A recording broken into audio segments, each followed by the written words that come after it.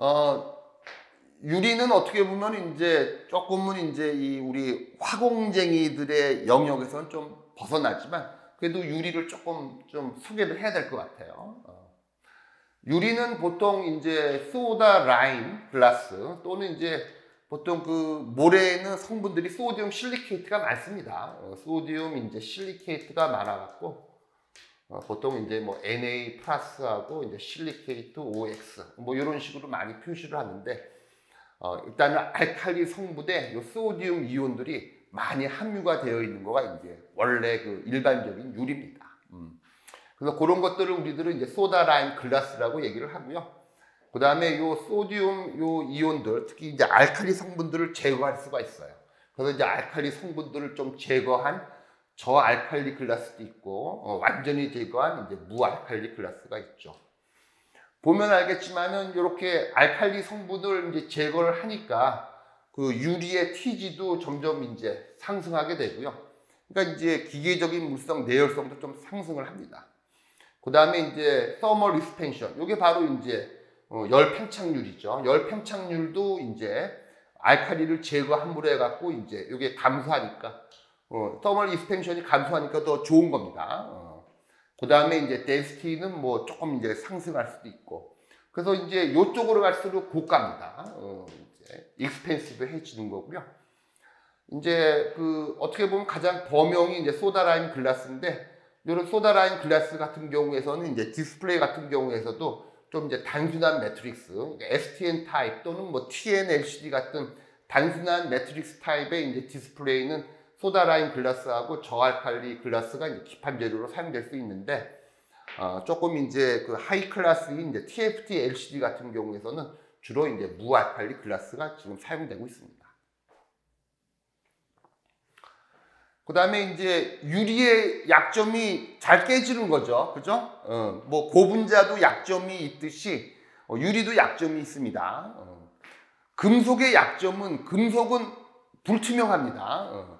금속 같은 경우에서는 거의 투명한 금속이 존재하기가 어렵죠. 그러니까 금속 같은 경우는 이제 빛을 투과하지 못하기 때문에 금속 같은 경우는 이제 빛 투과하지 못하기 때문에 투명성이 요구되는 분야에서는 금속은 사용될 수가 없어요.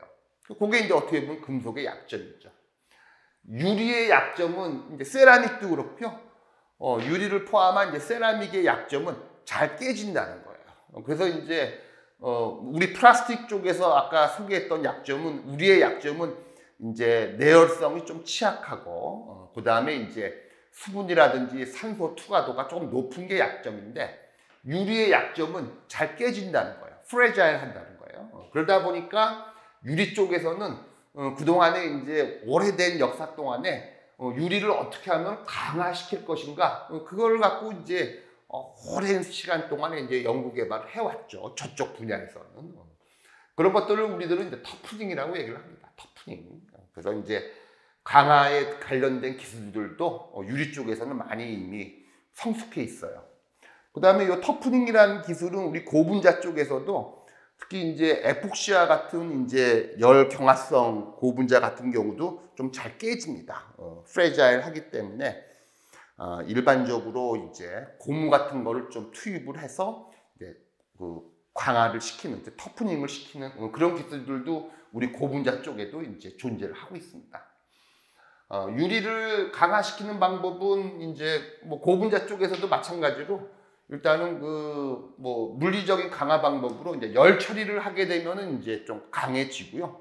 그 다음에 이제 접합유리, 플라스틱 필름 같은 경우에서도 좀 뭔가 강화를 하려 그러면은 필름을 여러 겹 되는 즉 라미네이트를 하게 되면 좀 강화가 되듯이 이쪽 유리 쪽에서도 접합을 하게 되면은 좀 이제 강화가 되죠.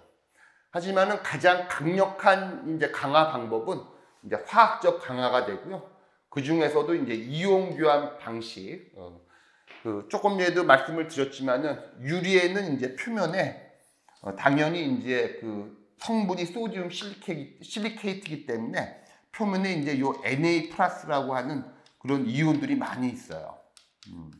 그래서 요 소디움 이온들을 다른 이온으로 이제 치환하게 되면은 아주 강한 강화 효과를 얻을 수가 있어요. 그게 바로 여러분들 지금 우리가 들고 다니는 스마트폰이라든지 태블릿 PC에 이제 그 기판으로 사용되고 있는 강화 유리가 전부 다 이제 화학 강화 방식, 구체적으로는 이제 이온 교환 방식에 의해서 강화된 그런 기술을 사용하고 있습니다. 이쪽도 지금 이제 강화 방식인데요. 여기 같은 경우는 이제 요 밑에 요 내용들이 이제 벌크 메소드, 어떻게 보면 이제 그 재료의 그 코어를 건드리는 강화 방식이고요. 요 위에는 이제 표면을 이제 변화를 시켜서 이제 강화하는 방식입니다. 이제 벌크 메소드 같은 경우에서는 조금 이제 그 물성이 좋은 이제 지르코니아 같은 걸로 이제 강화하는 경우도 있고, 또 이제 폴리머라든지 뭐 이런 식으로 해갖고 뭐 유리와 이제 서머플라스틱 어떤 폴리머하고도 이제 층구조로 해갖고 이제 강화하는 방법도 있죠. 자동차의 앞유리 같은 경우에서는 이제 폴리바이닐 뷰틸이라고 하는 고분자하고 유리하고 이제 교대로 이제 라미네이트를 시키면은 또 강화가 되기도 하고요. 하여튼 뭐 여러 가지 기술들이 있는데 오늘은 이제 요 화학 강화, 특히 이제 이온 교환을 시키는 방식에 의한 표면에 그 강화하는 방법을 좀 약간 소개를 하려고 그래요. 왜냐하면 이미 지금 사용되고 있기 때문에 지금 이제 이온 교환 수지를 갖고 이온 교환하는 방법을 갖고 이제 강화를 하게 되면은 유리의 표면에 어떤 그 표면의 압축층이 생성돼 갖고 한 이제 그 화학 강화 처리를 하지 않은 유리에 비해서 한 대여섯 배 이상으로 그 강도가 증가합니다. 어떤 그런 기술들이 지금 이제 강화 유리에 사용되고 있죠. 요거는 지금 이제 그 화학 강화 메커니즘 하고요. 그 다음에 이제 특징들을 보여주고 있는데, 요거는 여러분들 요렇게 한번 생각해 보세요. 요게 지금 유리의 지금 이제 그 측면도고요. 유리의 측면도에는 요렇게 지금 이제 소디움 이온이 박혀져 있어요. 근데 이제 요 소디움 이온을 조금 이제 크기가 큰 포타시움 이온으로 지금 치환을 하는 겁니다. 그러면은 이제 그 Na 플러스 이온이 이제 빠져나오고, 그 다음에 요 포타시움 이온이 요로 박히는 거예요. 그래서 이제 여기에 이제 요것도 빠지고 여기에 포타시움 이온이 박혀져 있는 상태죠. 그런 상태를 한번 생각을 해보세요. 그러니까 요 표현은 이제 뭐냐면은 요렇게 유리의 그 표면에 이제 탁구공이 이제 박혀져 있는데, 그 탁구공을 빼고 거기에다가 이제 테니스공이 지금 박혀져 있는 상태. 그걸 한번 상상해 보세요. 그러면은 이제 조그마한 사이즈의 요 홈에 큰 이제 양이온들이 박혔기 때문에 요 안에서는 아주 큰 내부 응력이 발생을 하게 됩니다. 내부 응력이. 이러한 내부 응력이 이제 생기게 되면은 이제 요 표면에 아주 강한 압축층이 생기게 돼요. 압축층. 그러면 이제 요쪽에 있는 그림은 이제 요쪽은 지금 일반 유리를 보여주고 있고요. 여기는 지금 이제 강화 유리를 보여주고 있는 겁니다. 그래서 지금 이제 일반 유리로 된 상황에서 이제 위에서 지금 이제 야구공이 이제 이렇게 닿는 걸 지금 보여주고 있는데, 야구공이 이쪽을 닿게 되면은 요 맞는 순간에 요쪽에 압축력이 생기고, 그 다음에 이제 요쪽 이제 벌크 내부에서는 바깥으로 이제 힘이 가는 이제 인장력이 생기고, 그로 인해서 요쪽에 이제 크랙이 생겨갖고 깨지는 걸 보여주고 있는 거죠. 한편 강화 유리 같은 경우에서는 공을 맞더라도 요쪽에서 이제 똑같이 이제 압축력, 그 다음에 요쪽에는 인장력 생기지만은 표면 처리를 했기 때문에 요쪽 방향으로도 이제 압축력이 생겨서 크랙이 생기지 않고 이제 멀쩡하다는 걸 지금 보여주고 있는 그런 그림이 되는 거예요. 그래서 지금 그 유리 쪽에서는 앞에서도 잠깐 얘기를 했지만은 열 처리와 같은 그런 물리적인 방식으로도 이제 유리를 강화할 수 있지만은, 지금까지 나와 있는 기술 중에서는 이렇게 이온 교환하는 이런 화학 강화 방식이 가장 이제 베스트로 이렇게 유리의 그 터프닝을 높이는 그런 방식으로 알려져 있습니다. 그래서 지금도 보면은 이제 이온 교환 전에 여기 지금 이제 유리의 표면에 이렇게 Na 플러스 이온이 이제 존재하는 걸 보여주고 있고요. 그 다음에 이제 이온 교환 후에는 이제 Na 플러스 이온 대신에 여기에 지금 이제 포타슘 이온이, 여기서는 이제 Na 플러스 이온이고요. 그 다음에 요거 있는 포타슘 이온 같은 경우에는 이제 K 플러스, 요 이온으로 이제 치환된 걸 지금 보여주고 있습니다. 그래서 여기 같은 경우는 이제 지금 보면은 실질적으로 어떻게 이제 현장에서 이제 이온 교환이 되느냐. 그래서 지금 이제 유리의 그 TG 온도까지 거의 한 500~600도 온도까지 그 가열시킨 KNO3 포타슘 나이트레이트 그 용융염 속에 유리를 그냥 일정 동안에 이제 침적시켜 놓으면은 알아서 이제 Na 이온하고 여기 K 이온이 이제 서로 치환을 하게 됩니다. 뭐 그런 식으로 화학 강화가 이루어지고 있고요. 여기서도 지금 보면은 이제 이온 반경을 보면은 NA의 이온 반경은 0.97옴스트롱이고, 그 다음에 이제 포타슘 K의 이온 반경은 1.34. 확실히 큰 차이가 있는 거죠. 그래서 제가 아까 표현했지만은 소디움 같은 경우는 탁구공이라고 보면 되고, 포타슘 같은 경우는 이제 테니스공이라고 생각하면 이해하면 될 겁니다. 그런 식으로 해갖고 이제 표면에 압축 응력층이 이제 생성되고 그로 인해서 이제 유리의 강도가 증가하는 그런 이제 메커니즘에 의해서 유리 기판을 이제 강화를 하게 됩니다.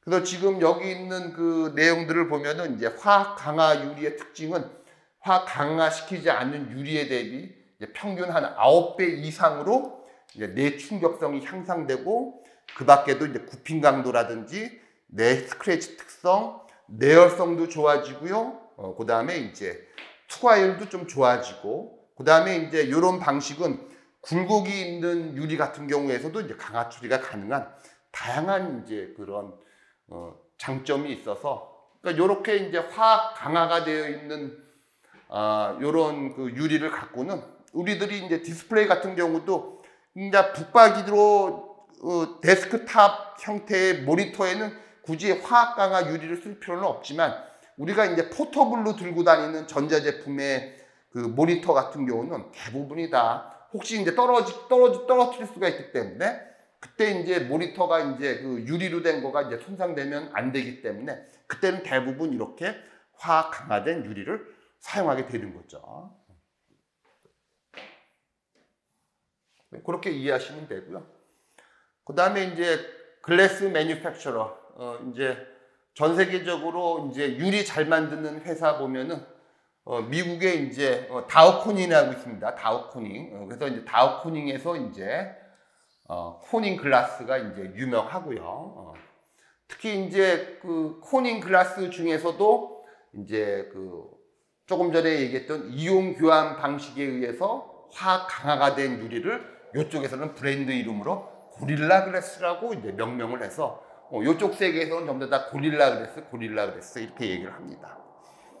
그 다음에 이제 유리 회사의 유명한 회사가 또 이제 아사히 글라스라고 있어갖고 이쪽 그 코닝 쪽에서는 이제 고릴라 글래스를 브랜드로 했는데 요 아사히 글라스 같은 경우에서는 이제 화학 처리가 된 강화된 유리를 이제 브랜드 이름을 이제 트레이드 마크로 이제 드래곤 테일, 용꼬리라고 이제 이렇게 명명을 해서 이제 시장에서 유통되고 있습니다. 그 밖에 이제 세인트 고반이라는 이제 회사도 있고요. 참고하시고. 그래서 지금 이제 여기서도 다시 한번 이제 그 강화된 유리 이렇게 좀 비교한 이렇게 테이블이 되겠죠. 그래서 코닝의 고릴라 글래스, 그 다음에 이제 아사히 글라스의 드래곤 테일, 그 밖에 이제 쇼트사도 있고, 또 이제 NEG사도 있고, 몇몇 이제 플레이어들의 이제 그런 유리의 그 실물들하고 이렇게 사이즈를 지금 보여주고 있습니다. 강화된 유리를 이쪽 세계에서는 영어로 얘기하면 템퍼드 글래스 또는 터픈드 글래스라고 이렇게 부르고 있고요.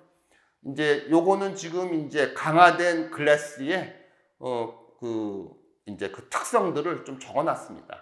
그래서 이제 강화가 돼 있기 때문에 일단 내 스크래치성도 이제 향상이 돼갖고 보통 이제 그 경도 이제 수준으로 따지면은 9H 이상 이렇게 나타내기 때문에 아주 표면 특성도 좋고, 그 다음에 이제 글래스 같은 경우에서는 이제 또 눈부심 방지 기능도 필요하기 때문에 이제 AR, Anti Refraction Coating이라는 기술도 들어가고요. 유리 쪽에서는. 그 다음에 이제 인듐 틴 옥사이드는 LCD 쪽에서도 이제 패널에 보면은 이제 인듐 틴 옥사이드 이제 투명 전극이 필요하듯이 전도성이 요구되는 이제 그런 유리도 필요하기 때문에 이제 ITO도 이제 코팅되어 있는 그런 유리도 이제 팔리고 있습니다. 요게 바로 이제 AR이 바로 이제 Anti Refractive Glass가 있고요. 그 다음에 이제 헤이즈가 이제 작아야 되고요. 그 다음에 이제 트랜스미턴스 투과율도 좋아야 되고요. 95% 이상. 그래서 이제 지금 이제 시장에서 유통되고 있는 이제 강화 유리의 그런 특성들을 여기 좀 적어놨습니다. 그 다음에 이제 요거 같은 경우도 이제 뭐 눈부심 방지라든지 반사 방지 코팅 기술이 이제 들어간 걸 보여주고 있죠. 그 안경, 그 유리 안경 끼시는 분들은 알겠지만은 유리 안경 사게 되면은 일단은 그 유리 표면에서 이제 그 반사가 되면은 만일 예를 들어서 밤에 이제 플래시로 이제 터트리면서 이제 사진을 찍게 되면 안경 부분에서 이렇게 바짝 이렇게 막 빛납니다. 그래서 이제 그런 현상을 이제 줄여드리기 위해서도 이제 보통 AR 코팅이 이제 필요하죠. 그래서 지금도 보면은 유리 같은 경우에서도 엔타이 그 리프렉션 코팅이 좀 들어가는 경우가 많습니다. 그래서 지금 보면은 유리 위에다가 엔타이 리프렉션 기능을 주기 위해서 여기 같은 경우에서는 이제 TiO2하고 SiO2를 교대로 증착을 시킵니다. 그래서 보통은 이제 그 엔타이 리프렉션 기능을 주기 위해서 굴절률, 리프렉티브 인덱스가 다른 그런 물질을 순차적으로 코팅을 하면은 반사율이 현저히 적어드는 그런 이제 연구 결과에 의해서 보통은 이제 이와 같이 이제 AR 기능, 엔타이 리프렉션 기능이 들어간 이제 강화 유리를 이제 이렇게 또 이런 그 유리 메이커에서는 이제 팔고 있고요. 요거 같은 경우는 지금 이제 강화 유리 밑에 엔타일 리프렉션 기능의 어떤 코팅층이 있고요. 그 다음에 이제 어떤 그 ITO까지도 지금 이제 코팅되어 있는 그런 어떤 모식도를 보여주고 있습니다. 그 다음에 이제 울트라 싱 글래스, 일명 이제 UTG라고 합니다. 지금 이제 수강생 여러분들도 최근에 그 뉴스를 보면 알겠지만은